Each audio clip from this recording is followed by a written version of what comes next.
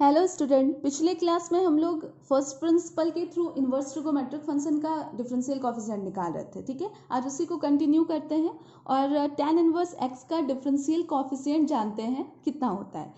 तो लिखते हैं कि prove that d by d x of tan inverse x is equals to 1/1 plus x square using first principle. ये लिख लेना, ठीक है, यूजिंग फर्स्ट प्रिंसिपल।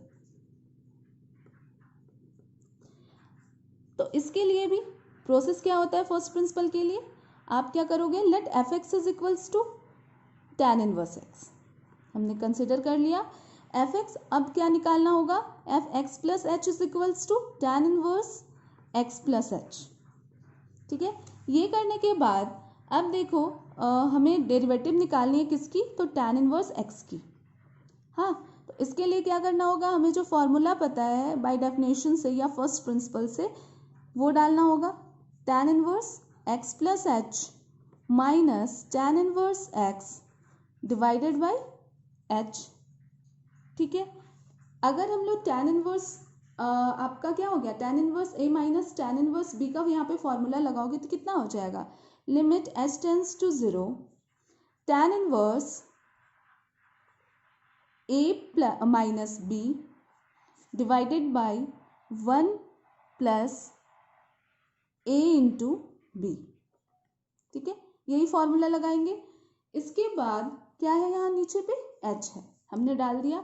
अब देखो एक और चीज यहाँ पे ध्यान रखना, यहाँ पे कौन कौन सा फॉर्मूला हमने यूज किया है वो देख लेते हैं। tan inverse a minus tan inverse b is equals to होता है tan inverse of a minus b divided by 1 plus a into b. ये फॉर्मूला हमने यहाँ पे यूज़ किया है। ठीक है, अब इसके बाद देखो कि अगर लिमिट x 0 को टेंड कर रहा है और tan inverse x by x की जो वैल्यू होती है वो होती है 1। ठीक है, तो हम लोग चाह रहे हैं इस चीज़ को हम लोग यहाँ पे यूज़ करें। तो यूज़ करने के लिए बच्चों आप लोगों को यहाँ पे देखो x कैंसिल हो रहा है, इस चीज़ से क्या करना होगा, ऊपर नीचे मल्टीप्लाई करना होगा। क्यों, क्योंकि देखो यहाँ पे x है तो यहाँ क्या है, x है, तो इसके एंगल में जितना है उतना हमें नीचे चाहिए। इसी वजह से हम लोग क्या करेंगे, ऊपर नीचे उतने ही चीज़ से मल्टीप्लाई मतलब आपको क्या करना होगा, डिवाइड और मल्टीप्लाई करना होगा। ठीक है, तो आप क्या करोगे, tan inverse h by 1 plus x into x plus h है, तो उसको हम लोग यहाँ पे इस तरीके से लिखेंगे, limit h tends to 0 tan inverse of h by 1 plus x into x plus h है अगर, तो नीचे हम लोगों को डिवाइड करना पड़ेगा h 1 plus x into x plus H से, और डिवाइड क्या है तो मल्टीप्लाई भी करना पड़ेगा, कर देते फिर 1 plus x into x plus h. ठीक है, और साथ में यहाँ पे क्या है हमारे पास, h तो है ही, देखो यहाँ पे h है ना, वो भी तो जाएगा। ठीक है, तो डिवाइडेड में क्या है, h है, यहाँ पे लिख लेते हैं। ठीक है, इस पूरे की वैल्यू कितनी हो गई, 1 हो गई। यहाँ से देखो h कैंसिल होता दिख रहा है, बिल्कुल दिख रहा है, हमने कर दिया। तो लिमिट h टेंस टू 0 क्या बच गया, 1 by 1 plus x into x plus H. अब जब देखो यहाँ पर लिमिट h 0 को टेंड कर रहा है तो this value become 1 by 1 plus x square, है ना, यही चीज़ होगा ना, बिकॉज h टेंस टू 0। तो जब आप यहाँ पे 0 डालोगे तो ये क्या हो जाएगा, 1 प्लस एक्स इंटू एक्स। ठीक है, तो यहाँ से हम लोगों को क्या पता चल गया, यहाँ से हम लोगों को पता चल गया dy बाई डी एक्स या फिर d by d x of tan inverse x की जो वैल्यू है वो आएगी 1 बाई 1 प्लस एक्स स्क्वायर। यही प्रूफ करना था आप लोगों को, हमने कर लिया। ठीक है, नेक्स्ट हम लोग देखते हैं कि कॉट इनवर्स x का डिफरेंशिएशन या डिफरेंशियल कोएफिशिएंट कैसे निकालेंगे। ठीक है, चलिए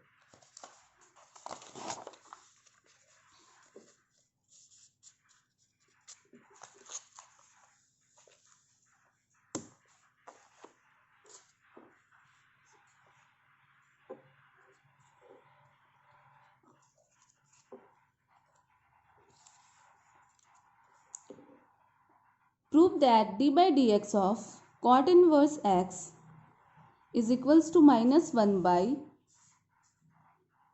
1 plus x square। ठीक है, यूजिंग फर्स्ट प्रिंसिपल। तो इस क्वेश्चन को सॉल्व करने के लिए हम लोग फिर से वो हेल्प लेंगे, जैसे हमने कॉस इनवर्स एक्स का सॉल्व किया था ना, उसी तरीके से। क्यों? क्योंकि हमें tan इनवर्स का पता है। तो कैसे करोगे? Let f x is equals to cot inverse x, ठीक है, and f x plus h कितना हो जाएगा? Cot inverse x plus h हो जाएगा। तो एफ एक्स को आप क्या लिख सकते हो? एफ एक्स को लिख सकते हो pi by two minus tan inverse x, लिख सकते हो ना? हाँ। और यहाँ से cot inverse x plus h को क्या लिख सकते हो? Pi by two minus tan inverse x plus h, ठीक है। इतना जब हम लोग कर लेंगे तो यहाँ से देखो derivative of any f x और कॉट इनवर्स एक्स क्या हो जाएगा? Limit h tends to zero f of x plus h minus f x divided by h होगा, ठीक है। तो यहाँ से हम क्या लिख सकते हैं? Limit h tends to zero f of x plus h, cot inverse x plus h था जिसको हम लोग क्या लिख सकते हैं? Pi by two minus tan inverse x plus h लिख सकते हैं ना। तो वही चीज़ यहाँ पे पुट करते हैं, tan inverse x plus h minus f x की वैल्यू पाई बाई टू और माइनस माइनस क्या हो जाएगा? Plus tan inverse x divided by H हमने डाल दिया। यहाँ से देखो पाई बाई टू कैंसिल हो गया, तो यहाँ से वैल्यू आपकी कितनी हो जाएगी? Limit h tends to zero, ठीक है, minus of tan inverse x plus h plus tan inverse x divided by h. तो यहाँ से हम क्या कॉमन लेंगे? माइनस कॉमन लेंगे। क्यों ऐसे कर? यहाँ से अभी हम लोग क्या कॉमन लेंगे? माइनस कॉमन लेंगे।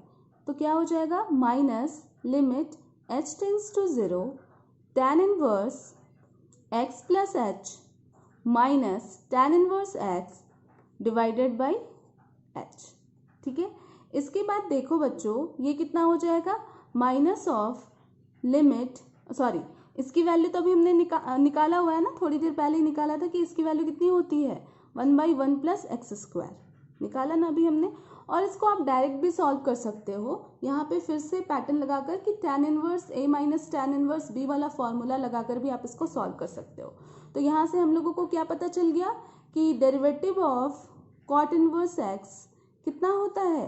Derivative of cot inverse x होता है -1/1 प्लस एक्स स्क्वायर, है ना। यही प्रूफ करना था, हो गया, ठीक है। इनवर्स ट्रिगोमेट्रिक फंक्शन का डेरिवेटिव निकालने का तरीका कुछ और भी होता है। तो नेक्स्ट वाला जब हम लोग सेक इनवर्स एक्स निकालते हैं तो चलो उस पैटर्न को भी देख लेते हैं कि सेक इनवर्स एक्स मतलब to find the differential coefficient of sec inverse x, ठीक है, with respect to x using first principle, ये लिख लेना।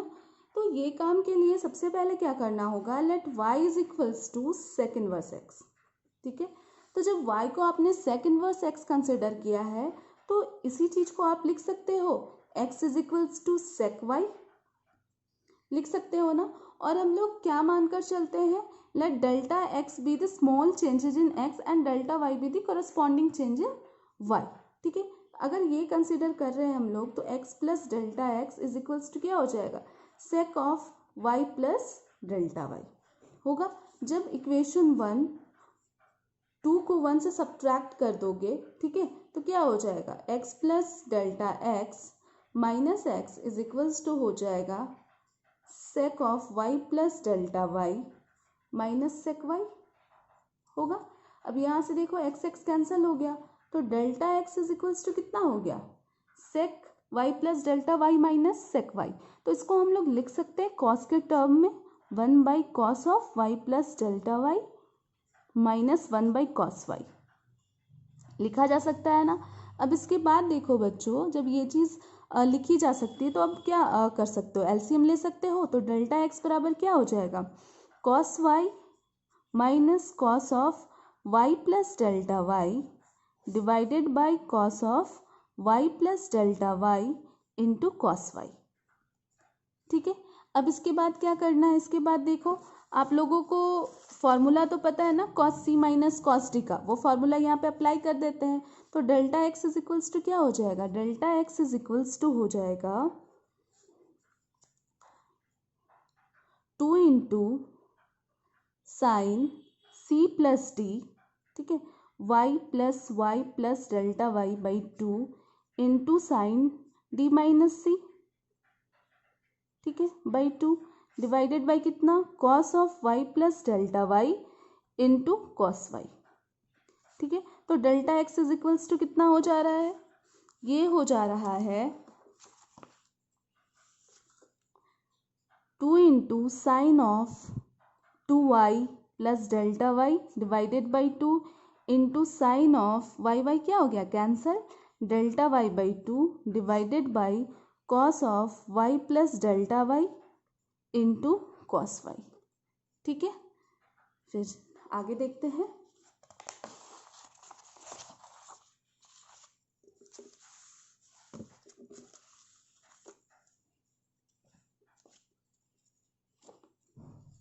देखो इसके बाद अब हम लोग ओवरऑल ना डेल्टा वाई से डिवाइड करते हैं, तो delta x by delta y कितना हो जाएगा, 2 into sine of 2y plus delta y divided by 2 into sine of delta Y by 2 divided by delta Y into cos y into cos of y plus delta x.